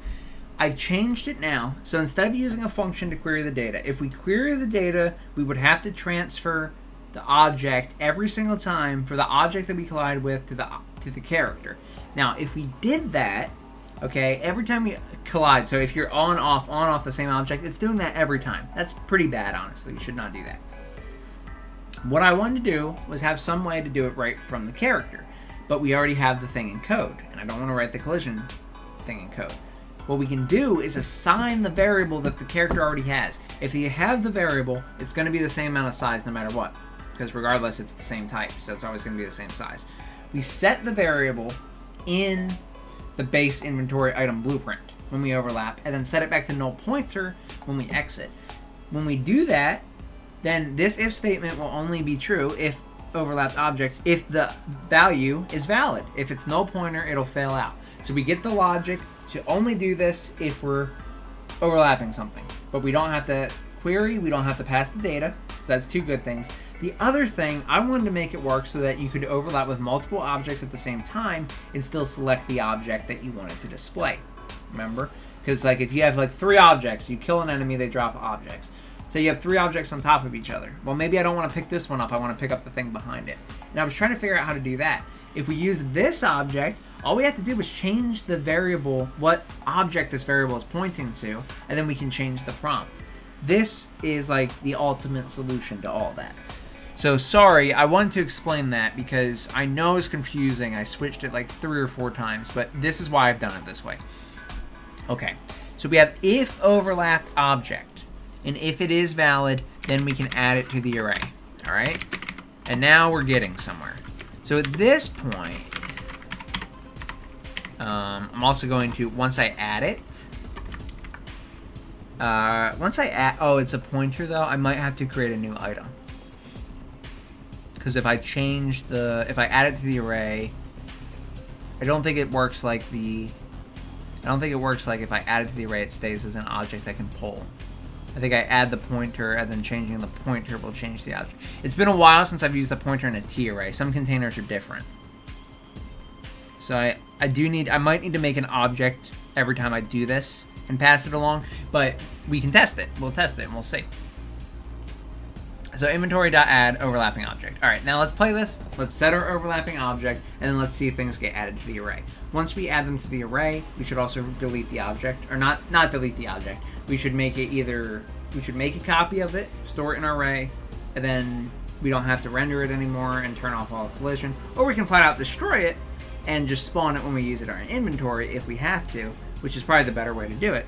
Because, you know, again, saving space when you don't need anything anymore, we might as well get rid of it.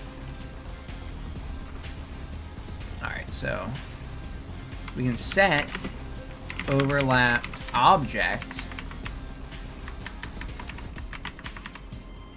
to be self.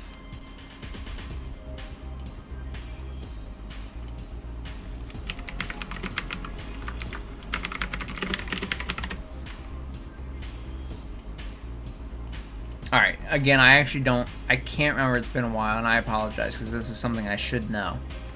But it has been a long time since I've actually looked. So let's see what happens.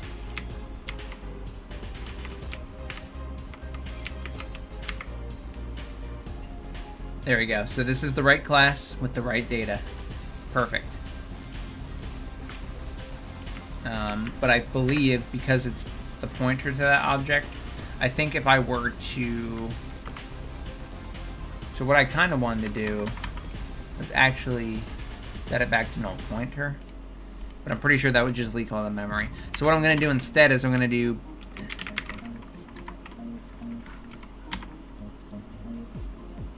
let's see, I don't really want to create a new object. I actually want to create an entry. I should really create an entry.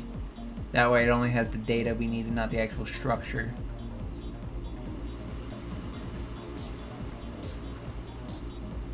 Okay. Let's do that. Let's do that. That's the right way to do it. I like what we're doing here, but that's the right way to finalize this. We should not really be adding a whole object here. Well, actually, hold on. It would be okay if we did it as just not... Okay, hold on. Hold on, hold on. Let's do...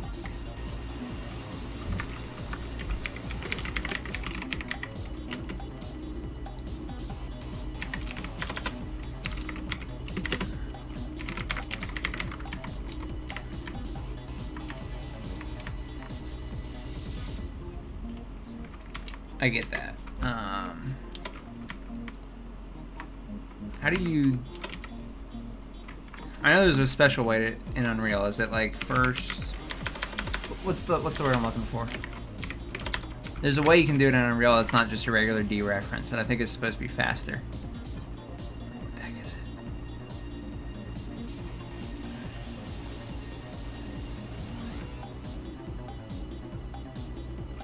It's not... Is it a getter? Dang it, I can't remember. Oh, is Jonas leaving? Depends on what you're modeling. It's no harder than drawing in general. Okay, thank you. Okay, Sean, I'm going to go. You have an amazing day, my guy. See you later, Eunice. So nice talking to you. Thank you so much.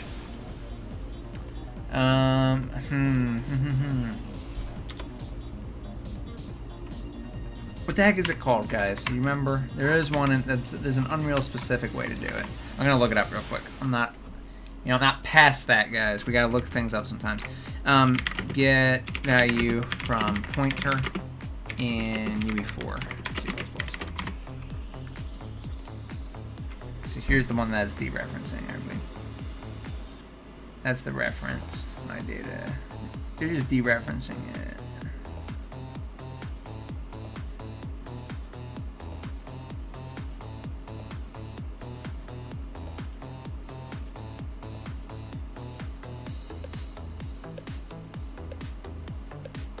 Is there no there is a difference, right? I swear there is.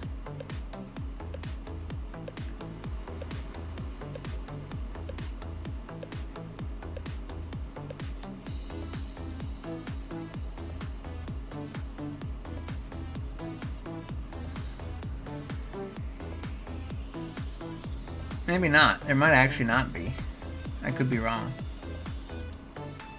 I thought there was like a get that returned it. That was supposed to be faster. Am I just thinking of it as valid? Because I might just be thinking of it as valid. Because all these people, they are talking about Unreal. But this is just like regular C++ stuff. Oh wait, it might be something like this, which isn't going to be helpful now. Okay, anyway guys, sorry. I went down a rabbit hole. Have a good one, dude. What? You don't know every line of code from memory? Shock Pikachu. Exactly. Exactly. No, trust me, there's some people who think that, though. Like, you know, I feel like I don't let it get to me. You know, it's a little annoying sometimes. But they'll be like, what, you don't even know about this node? Like, oh, you know, I don't know if I can trust you. Like, for real, they've said that stuff. It's like, all right, guys. Like, I get it. All right, I didn't claim to be the god of programming over here. Well, if I can't do this, then we're going to ignore it. Like, flat out. I'm not going to use it. But, yeah, okay. So, I'll tell you what we're going to do. We're going to skip the making inventory item for now. Because I don't want to... Quite frankly, I don't have enough time. I do have to go at 8 tonight. Like, I normally get off at 8, but tonight I have to get off at 8. So, we will have to do an inventory part 2, unfortunately. Because I would like to change that over.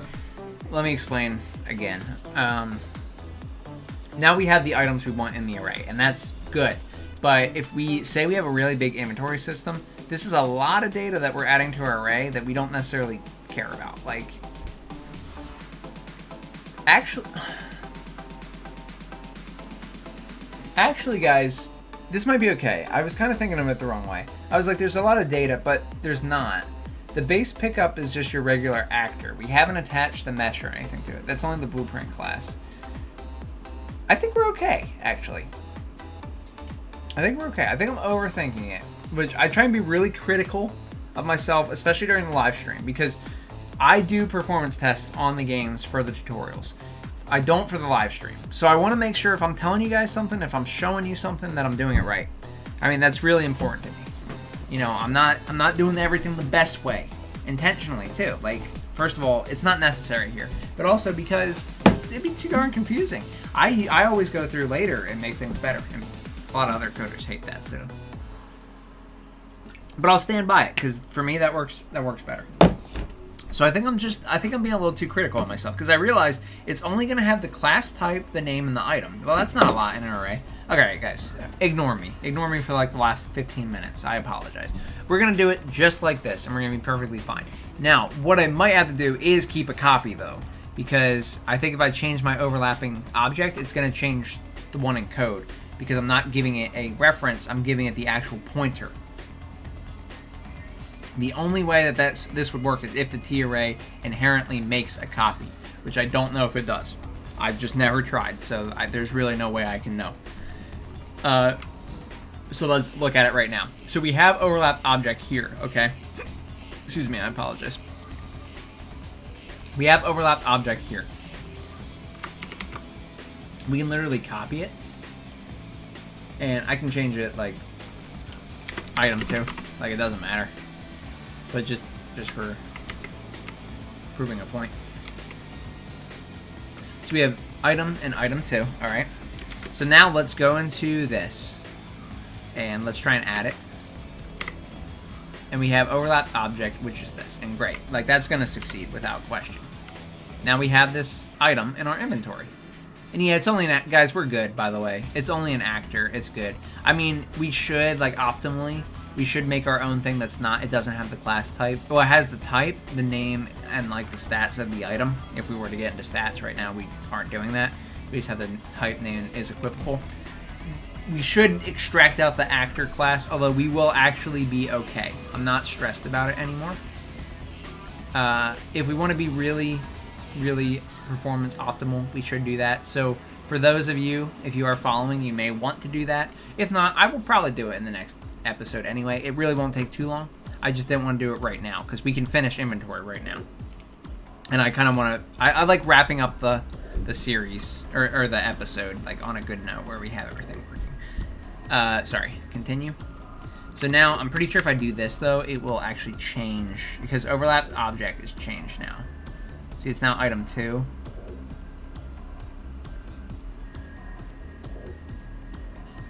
Wait. It makes a copy. Item. Unreal did exactly what I want. I didn't know. I never tried it. Like, I use it all the time, but I never looked because usually what I'm doing with it is giving it data to retrieve, not giving it data that I can then manipulate. So using it like this is weird to me. I mean, not weird to me, but I wasn't sure.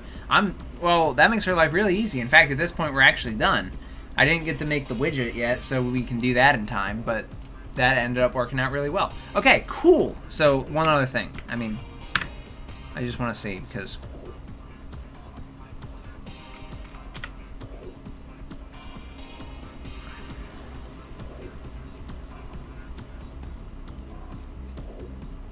alright, this is perfect, guys. We're good. We're good. Let's I want to make the widget. I mean, we can. I won't be able to make it good, to be honest, in 15 minutes. But I can make it functional.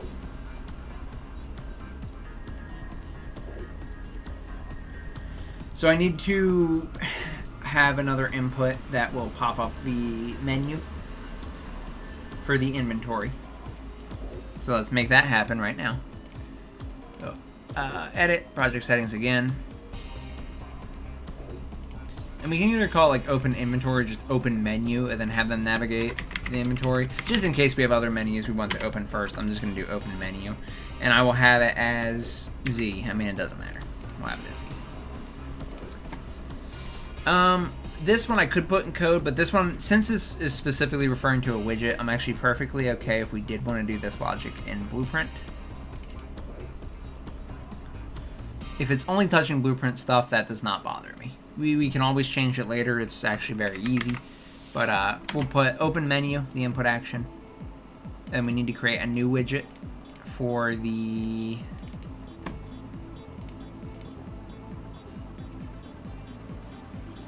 inventory.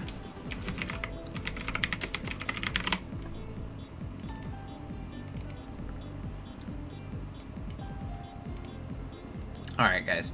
So now all I want to do is I want to have basically a vertical box. Well, okay, so how do we want our inventory to be set up? Do we want inventory boxes? Do we want little squares? You guys tell me, because I'll listen for real. You tell me what you want. Do we want to do just like row after row, each item? Like Dark Souls does it? Do we want to have it some other way? If no one picks in like a minute or two, then I'll just probably do a vertical box because it's the easiest for me. But if there's a specific one that's not too complicated, I'll do it now. If it's too complicated, we can cover it, just there'll have to be another episode. So, let me know if you have a specific idea in mind for how you want the inventory to work. Otherwise, we will use a vertical box that has, it's basically one giant button. It's ugly, that's for sure, but it gets the job done. It shows off the functionality and it's quick. So let me know. I'll give you like 30 seconds.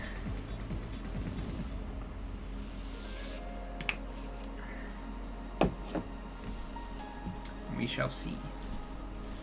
Regardless, we're going to need a vertical box in case we want it to scroll, so I can put that in right now.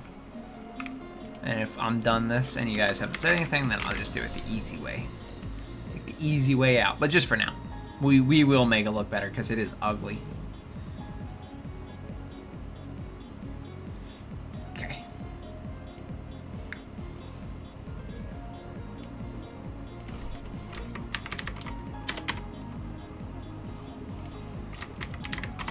Like menu within menus.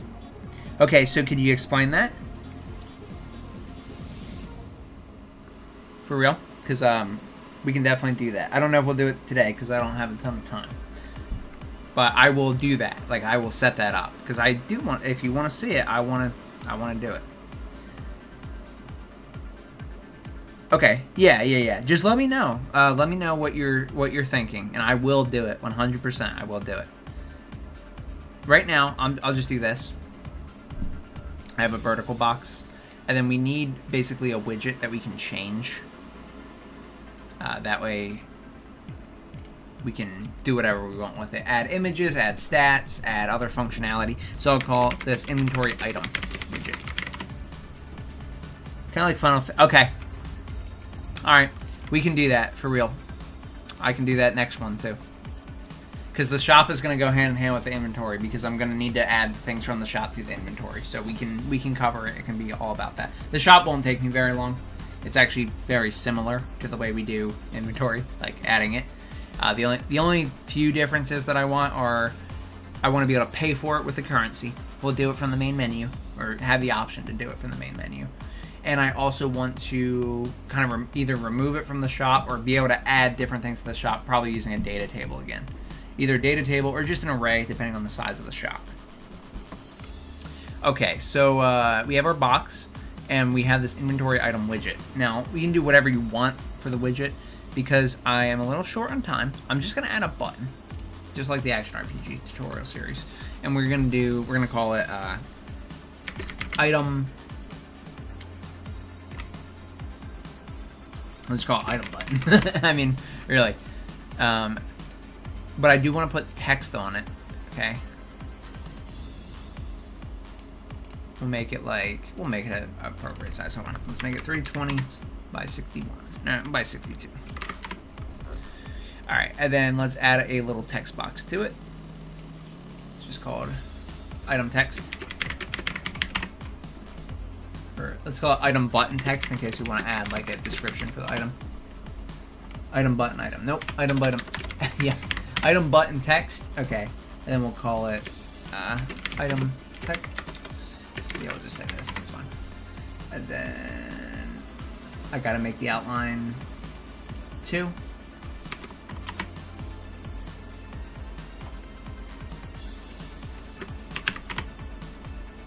Something like that. And okay. And now at this point, the only other thing I need to do is bind this text.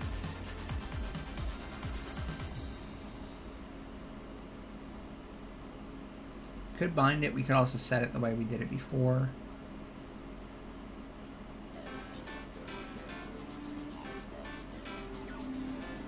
I'm trying to think. Okay, so I think the best way to do it would be we have a vertical box here. We're going to call this item vertical box. Then we're going to go in here. And the item vertical box, when we construct the menu, is fine. We can get the owning player. This is going to be, the owning player is going to be the player that spawns the inventory, so this will work for multiplayer as well. We'll create the inventory widget when we press the button. We'll get the player controller. Nope. We will get the player controller.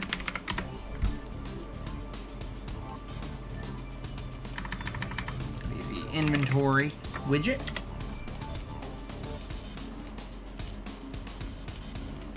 And when this is constructed, we'll get the owning player. We will cast it to the paladin. We need to make sure that it is the, hold on a second. Get owning player, what's this return? It plays get owning player pawn, that's what it is. And then we can cast this to be our paladin, because we have to make sure that it's the correct character. The owner is the character that can do this. And then when they do this, we need to get the inventory. We need to loop through the inventory. And for each item here, we need to create another widget. We need to create the inventory item widget, the individual item. So, create widget. You could add the owning player again if you want, but we don't really need it in this case. Inventory item widget, and we want to add it to the viewport.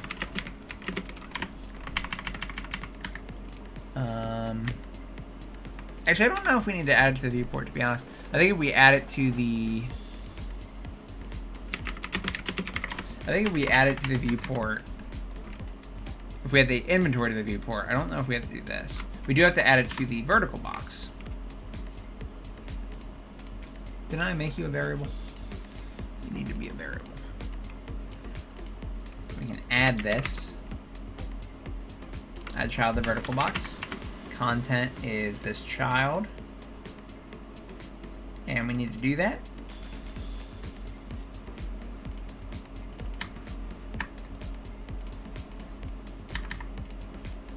Okay, so at this point, what we've been doing is going through the inventory, grabbing the number of elements essentially, and adding an inventory.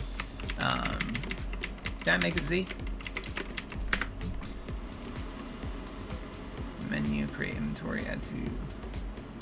Oh, there's nothing in it. I'm sorry. Yeah, alright. I didn't give it a background or anything. So basically, it should create buttons for all the things we have in our inventory. Like that. See that? Now we're adding, we can keep picking these up and keep adding more and more. Now the only thing I want to do is be able to set the text of the item. That way we know that we're on the right item. And we should have time for that. All I have to do is, again, make a function. I have to make sure that the text is a variable. And I need to have a function that's called like set item button text. And remember, it's the same way we did it before. We're going to add a string and do name. And it's the name, we'll call it object or item name. We'll call it name because I want to make the variable called. Actually, I don't need to do that. We can do name. This is fine. And then we can drag in. Well, I have to do set and. I forget exactly how to do it. I think we just do get and then set text. That's what it is. Get set text and then pass it in.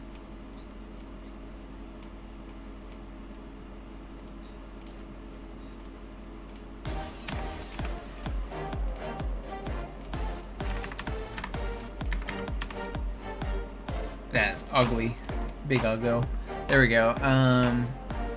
Should be good. So that way we're setting the text when we call set item button text. And we're going to call that when we create it. Because we'll add it to the... We won't add it first, actually. What we'll do is we will... we'll drag off of it. And we'll do set item button text.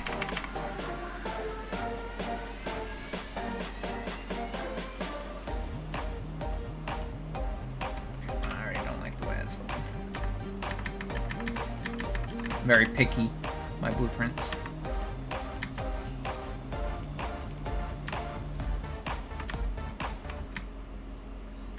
Something like that. I mean, even that's not great, but it's fine for now. We're going to set item button text, and we need to grab the text from the specific item that we're on.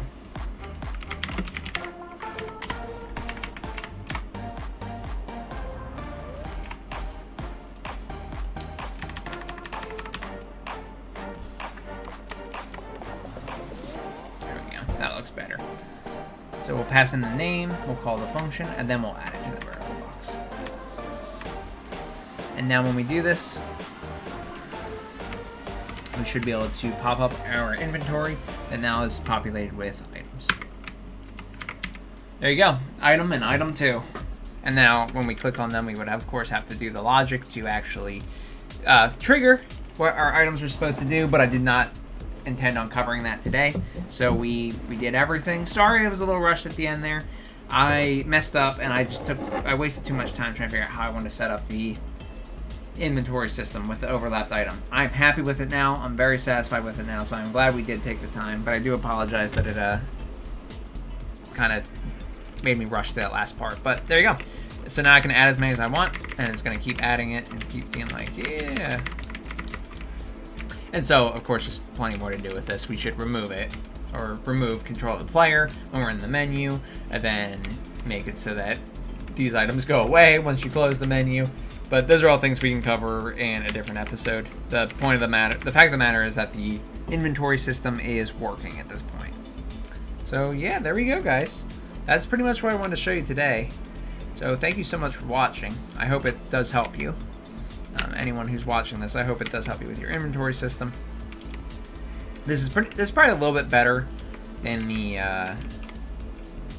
Action RPG tutorial series inventory system, but it's very similar actually. It's a little bit more similar than I had intended, but we're going to change it a lot more next episode, especially when we do some of the stuff with the shop is what I wanted to show you.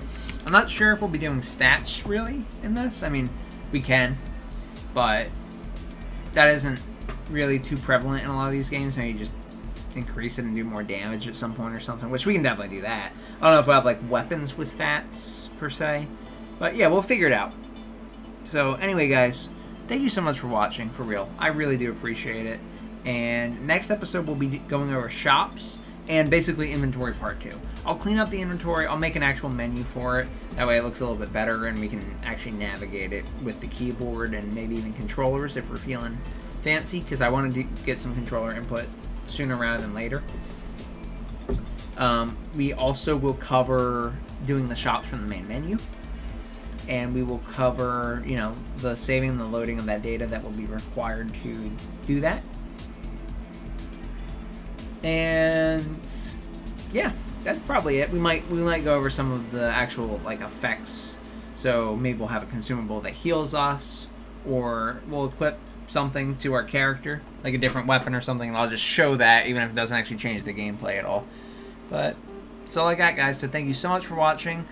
And yeah, we'll be back next Friday, 6 to 8 p.m. Eastern Standard Time. Every Friday we do another episode for the live side-scroller series. So if you want to check it out and be a part of it, then feel free. That's all I got, guys. So I'm Shawnthebro, and I'll see you later. Bye, everyone. Everglade says, thanks again, and if you have a particular art style you want the items to be, such as Viking or not, let me know. Peace all. Honestly, and this is true, this isn't me taking the coward's way out, like, you do whatever you want with it. So, I want to finish this game, and I want it to be good and fun, but I don't really plan on having it necessarily be a certain, like, oh, this is the story I have, these are the characters. So, you do whatever you want, whatever you would like to show off, I will put it in, and you get credit for it. I'm not picky, I'm having fun, I just love doing this. I'm hoping I can help other people make their games. So, if you want to send me stuff and it makes the game look 100 times better, I really appreciate it, and I hope I can help you get the recognition you deserve. But otherwise, I'm not picky. Just have fun with it. Do something you enjoy, and maybe something you can put on your portfolio. Alright, guys. Thank you so much, and I'll see you in the next one. Bye, guys. Oh, yeah. And this is just make sure that you do is valid on the bronze door. That's the first time we had this issue tonight, by the way. I told you I was going to fix it. I never fixed it, but we know how to fix it. Anyway, see you later, guys.